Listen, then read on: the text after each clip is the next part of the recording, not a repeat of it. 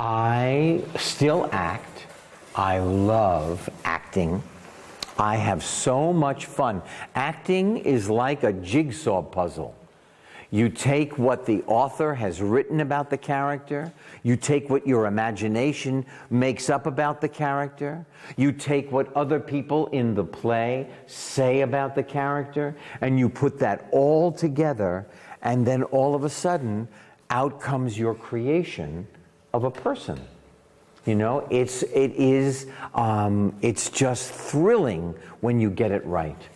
And there are times when I did not always get it right. Actually, I've got another question on that. If you're dyslexic, it's hard to read. So how do you learn your scripts as an actor? Okay.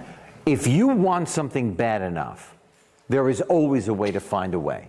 So I underline all of my scripts with my words. I underline them in a yellow highlighter. I read them one word at a time. And then if I do that over and over again, all of a sudden I get the flow.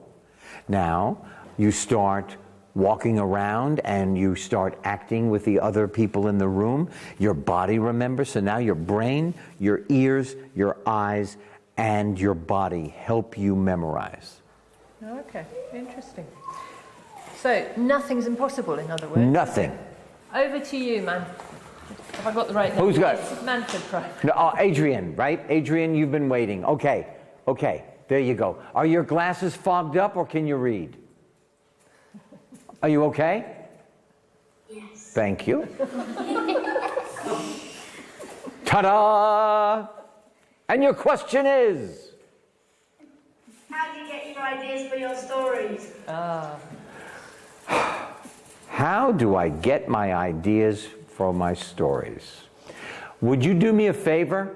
Would you tell me right now, what did you do since this morning? You woke up, what did you do? I slept in. You slept in? All right, did you brush your teeth? Did you? Yeah. Okay, I use that in my story. Did you have breakfast? Obviously. What did you have? Cereal. Okay, I use that in my story. What did you do then? Did you get dressed? I went to sleep again. How did you get to school? I woke up really early and... Oh, and then you went back to bed? I use that in my story. Everything that happens to you during the day, everything that happens to you on your trip, everything that happens to you, you can use in your story. But I meant it like, let's say, I'm an author. There has been another author who has come to visit us, and he has talked about how he gets his ideas. Like, he takes like a particular thing and changes it into lots of different ways. I'm just saying, do you use the same technique or like? Yes, I do. Yes, I do. I write what happened to me in the emotion. I write for real, and in the comedy we make it up. Like I made that project of a waterfall. I never really did that. I just made it up. And then I said, okay, if I put water in cardboard, what will happen? The cardboard will disintegrate. What will happen? The classroom will flood.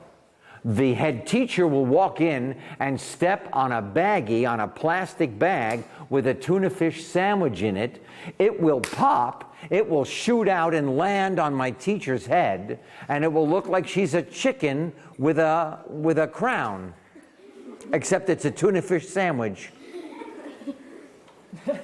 But it's a good place to start real life, isn't it? It is. Now we're going to come back for a couple more questions. Okay. No. Someone's really Hi. desperate to ask a question. What is your name? Hello. How are you? How old are you? 8. Nice. What is your question? What do you want to be when you get older? Yes, I want to be alive.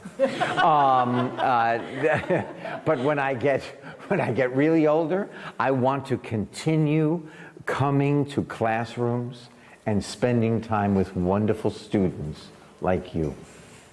That's what I want to do. Okay, so we've got... How about this young lady at the end? All right. Who was your inspiration to become an author? I did not have an inspiration. A man named Alan said, "Why don't you do it?" And I said, "You know what? I'm going to try." That's what happened. Thanks for coming along to Reading Zone Live today. We're going to do a big clap for all of you for all your wonderful questions. Well done.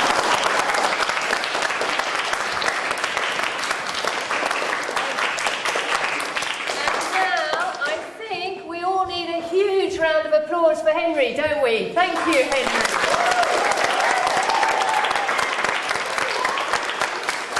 And I have to give you a big round of applause because your questions were so smart. I